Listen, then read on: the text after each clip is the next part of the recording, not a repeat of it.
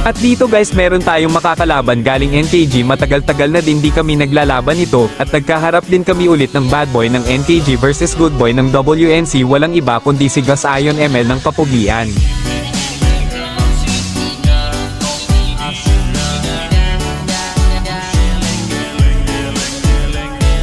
Kaya't halika at umpisahan na natin ang laban ni good boy ng WNC versus bad boy ng NKG.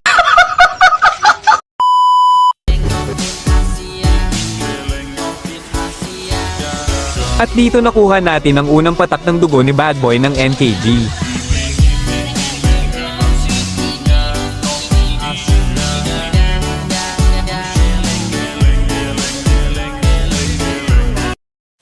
Masyado siyang kampante sa galaw ng kidlat ng Kuno Oha. Sinasabi ko naman sa inyo na pag ako nakakauna talagang mapapasurrender ko alang talaga, kasi di ka na makakabangon kapag napatumba na kita sa early. Kung inaakala mong makakaulit ka sa akin noong unang laban natin, nagkakamali ka dahil iba yun noon kesa ngayon.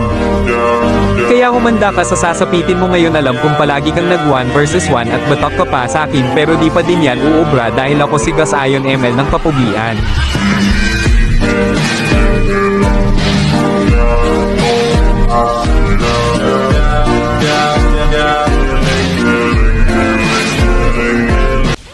Kahit anong focus gagawin mo, di pa din yan uubra sa mga atake kung nakakalula.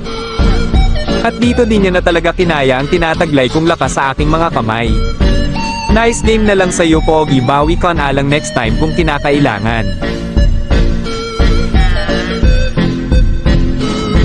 At sa mga hindi pa naka-follow sa akin, follow nyo na ako guys para sa susunod pa na upload ko maging updated na kayo.